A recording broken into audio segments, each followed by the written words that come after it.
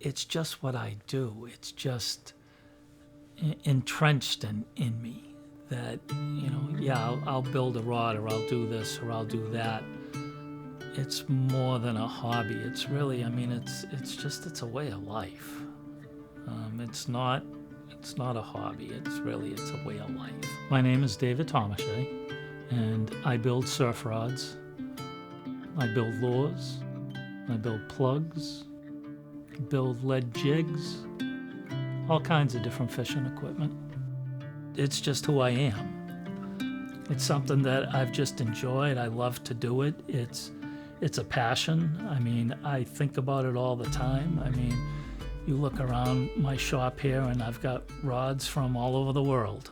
It's just a passion. Been fishing, since I was a young child.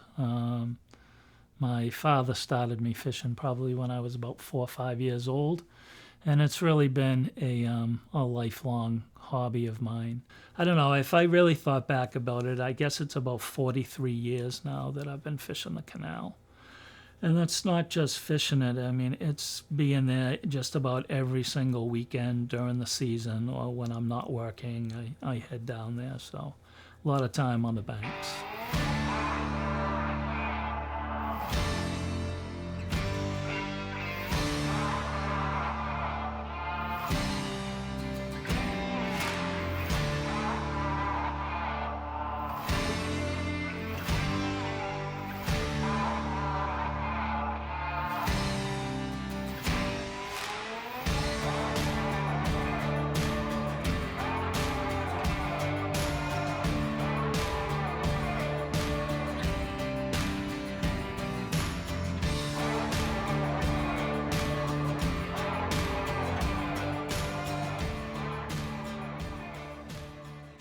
When I first started building rods and making my own tackle and things like that, again, a lot of it was out of necessity. I didn't have the money.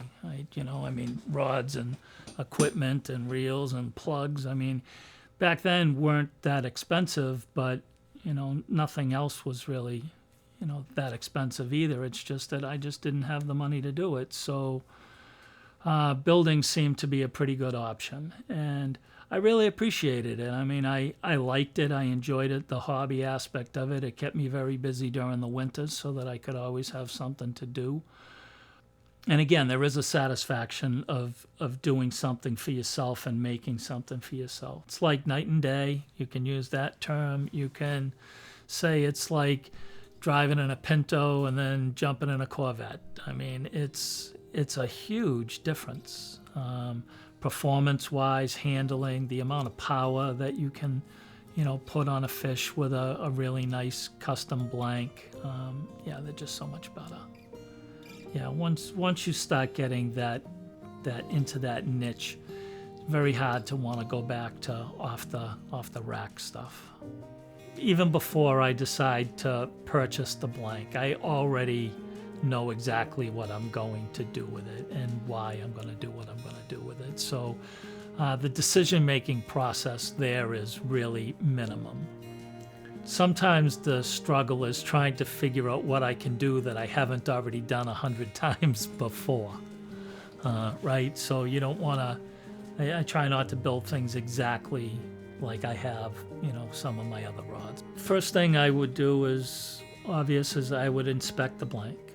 Right? I would make sure that it is what it is. I'd look for any blemishes or any defects or anything in a blank that, may cause premature blank failure, like a fracture or something like that. You don't want anything to be wrong. The next thing that I would do is I would just kind of load test the blank a little bit. And, some people load test when they put it in like a spine finder.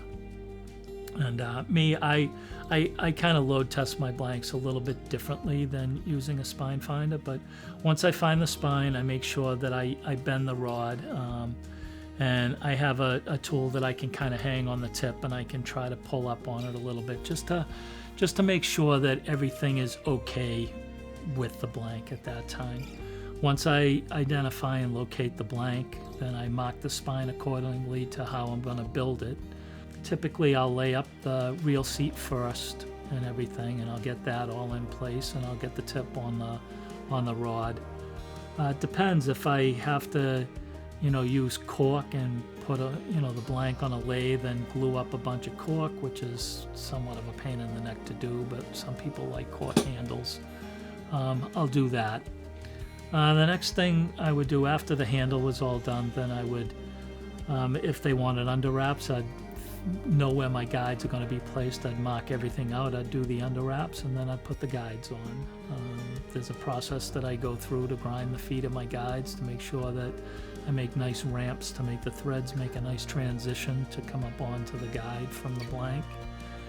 Once everything is all done, like I said, I'd have somebody come over, whoever wanted the rod. If they wanted to inspect it, they were welcome to. If not, they gave me the go-ahead to, to glue it up. And then I just put the glue on, put it on the drying motor, and 24 hours later, that rod can be fishing.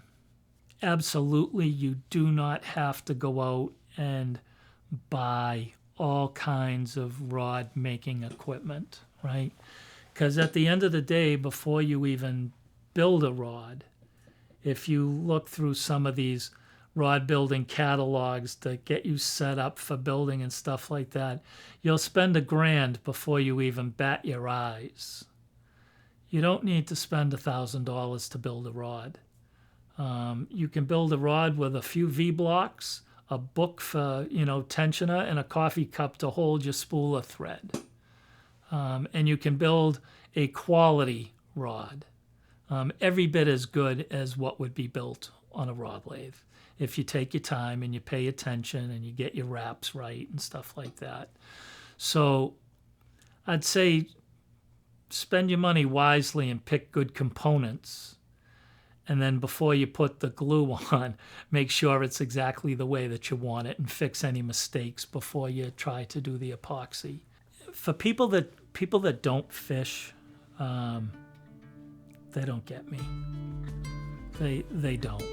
Truthfully, with the way I fish, the hours that I put into it, everything that I do that encompasses the entire sport, from making all my own gear and everything else, people just don't get that. Or they say, what the hell do you do all that for? Why don't you just buy it all, Can't you think of something else to do? And I'm like, no, it's a journey.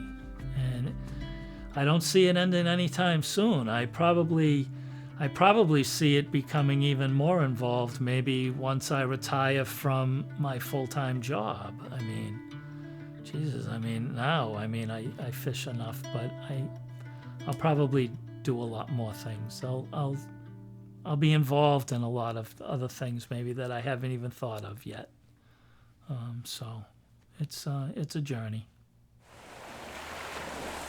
It's kind of hard to not think about anything while you're here. That's really the purpose.